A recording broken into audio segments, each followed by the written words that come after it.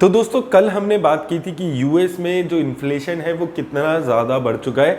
9.1% के आसपास यूएस में इन्फ्लेशन के नंबर्स आए थे।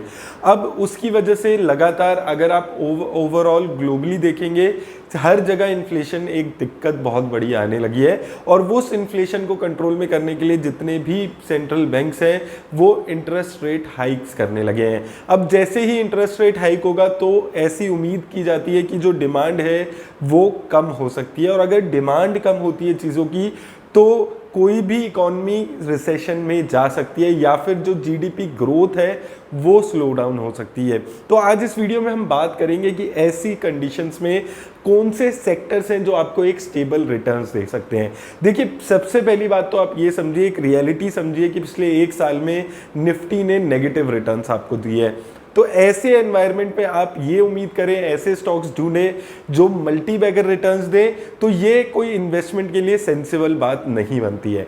इस मार्केट कंडीशन में आपको वो स्टॉक्स ढूंढने हैं जो आपको रिटर्न्स दें, जो आपको 8, 10, 12% की एटलीस्ट रिटर्न्स जनरेट कर दें। और ये जो पीरियड है जब निफ्टी नेगेटिव में रिटर्न्स दे रही है, इस पीरियड में जो आपका पोर्टफोलियो है वो पॉजिटिव रह सके।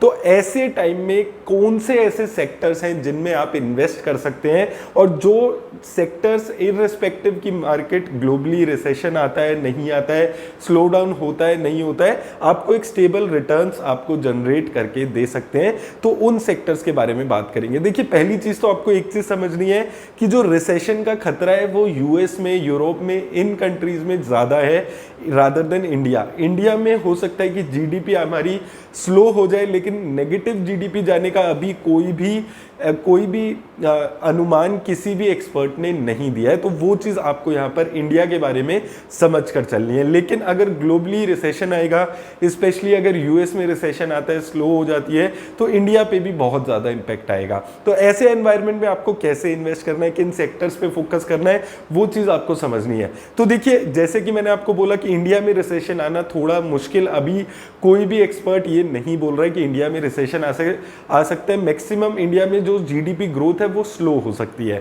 अब दोस्तों देखिए यहां पर आपको सबसे पहली चीज समझनी है कि वो सेक्टर्स, वो कंपनीज जो अपने मेजर रेवेन्यूज के लिए यूएस में, यूरोप पे डिपेंडेंट है, उन कंपनीज को आपको अवॉइड करके चलना है क्योंकि यहां पर पैसा लगाना रिस्की हो सकता है।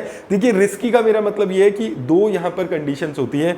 एक तो वहां पर स्लो ग्रोथ हो गई तो इंडिया में भी स्लो ग्रोथ हो गई, वहां से काम आना कम हो गया और वहां से जो रेवेन्यूज की फ्लो थी वो कम हो जाएगी। जैसे हमने अभी टीसीएस में, एचसीएल में देखा है कि लगभग जो इनके रिजल्ट है वो फ्लैट रिजल्ट आए हैं, बहुत ज्यादा ग्रोथ हमें इन कंपनीज में देखने को नहीं मिली है। और आने वाले 6-9 महीने जो ये क्वार्टर रहेंगे वहां पर भी यही उम्मीद है कि बहुत ज़्यादा ग्रोथ नहीं होने वाली इन पर्टिकुलर कंपनीज में। तो ऐसी कंपनीज जो यूएस बेस्ड बहुत ज़्यादा हैं, जहां पे अच्छा खासा रेवेन्यू जनरेट हो रहा है, यूरोप, इन कंपनीज को आप अभी के लिए थोड़ा अवॉइड करके चल सकते हैं क्योंकि यहाँ पे आपको वॉलेटिलिटी बहुत ज़्यादा देखने को मिलेगी क्योंकि अनसर्टेनिटी है। अगर आप बहुत ज़्यादा रिस्क लेने वाले इन्वेस्टर हैं तो आप ऐसी कंपनीज में इन्वेस्ट करने के बारे में सोचें।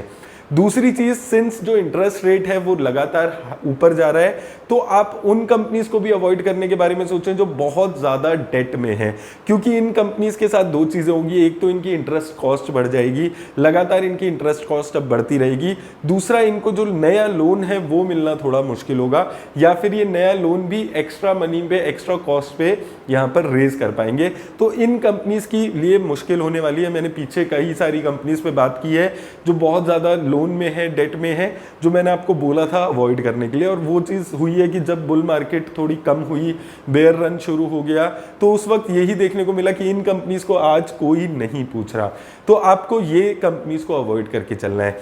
दूसरा, आपको वैसी कंपनीज को अवॉइड करना है जहां पर फ्यूचर की ग्रोथ के बेसिस पे बहुत higher price to earning ratio already उन्हें मिली हुई है और इस वजह से उनके शेयर्स बहुत ज़्यादा ऊपर हैं।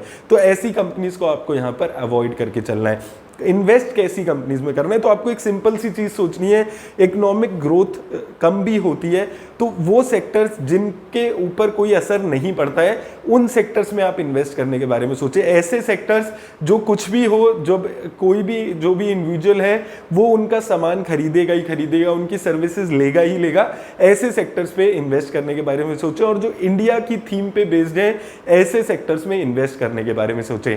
सबसे पहला बैंकिंग सेक्टर ऐसा एक सेक्टर है जहां पर अगर आप देखिए इंडिया को अगर आप आने वाले 10 सालों में देखते हैं तो एक जबरदस्त ग्रोथ की सबको उम्मीद है कि इंडिया एक डेवलपिंग कंट्री है, अभी भी बहुत ज्यादा स्कोप है ग्रोथ का।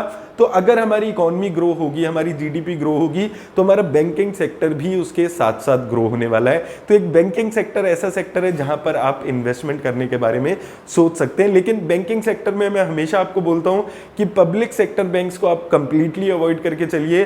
प्राइवेट सेक्टर के 2-3 बैंक काफी अच्छे बैंक्स मुझे लगते हैं, आईसीआईसी, एचडीएफसी, कोटक, इन कुछ बैंक्स में आप इन्वेस्ट करने के बारे में सोचें अगर आप इन बैंकिंग सेक्टर्स में इन्वेस्ट करते हैं। वैल्यूएशंस पे मैं बात नहीं कर रहा हूं, वैल्यूएशंस पे मैं सेपरेटली अगर आप बोलेंगे वीडियो हम बना लेंगे कि कौन सा एक राइट एंट्री पॉइंट हो सकता है। मैंने पिछले 1 महीने पहले आपको बताया था, अगर आपने उस टाइम पे एंटर किया होगा तो अभी आप अच्छा प्रॉफिट में होंगे। अगर आप बोलेंगे तो हम लोग उस पर सेपरेटली डिस्कस कर लेंगे। और दूसरी चीज आपको ये याद रखनी है, जिन भी कंपनीज की मैं बात कर रहा हूं ये किसी भी तरह की इन्वेस्टमेंट की एडवाइस नहीं है, आप अपने रिस्क के हिसाब से अपने फाइनेंशियल एडवाइजर से बात करके ही इन्वेस्ट करें।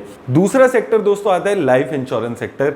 ये ऐसा एक सेक्टर मुझे लगता है पर्टिकुलरली इंश्योरेंस सेक्टर अगर हम देखेंगे यहां पर लाइफ इंश्योरेंस, जनरल इंश्योरेंस, ये ऐसे सेक्टर मुझे लगता है जो लॉन्ग टर्म में अभी भी इंडिया में बहुत ज्यादा स्कोप है ग्रोथ का।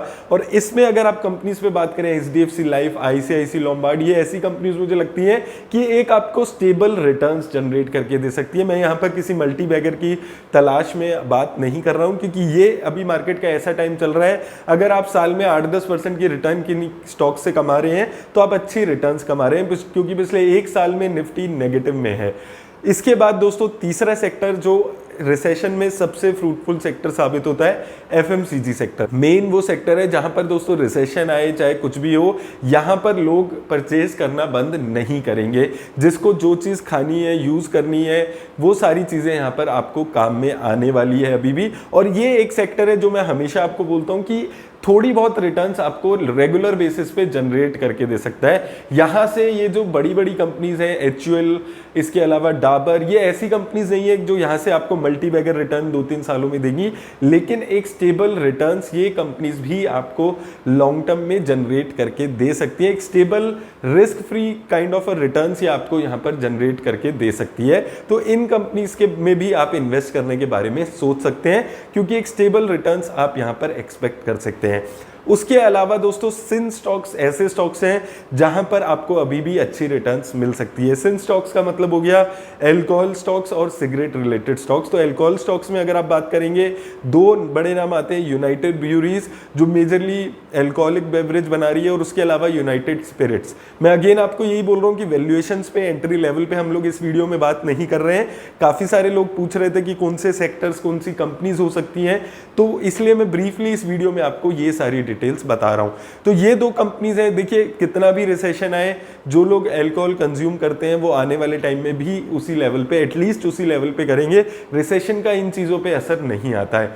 दूसरा, वैसे ही सिमिलरली अगर आप सिगरेट स्टॉक्स में बात करेंगे, एफएमसीजी में बात करेंगे, तो सबसे पहला नाम आता है आईटीसी का। आईटीसी में आपको सिगरेट बिजनेस भी इंक्लूडेड होता है और एफएमसीजी भी इंक्लूडेड है।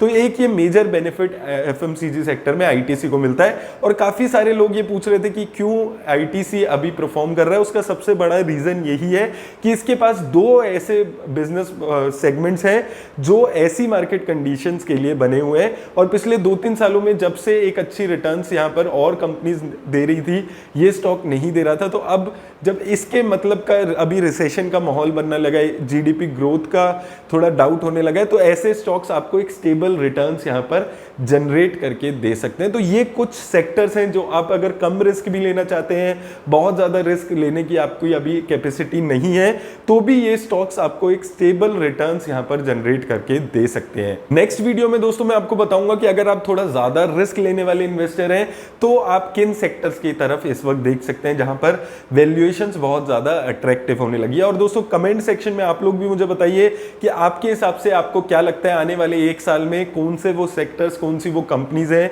जो निफ्टी इंडेक्स को बीट करने वाली है। उम्मीद करता हूं दोस्तों इस वीडियो से आपको हेल्प मिलेगी। वीडियो से हेल्प मिली हो तो वीडियो को लाइक और शेयर जरूर कर दें। धन्यवाद।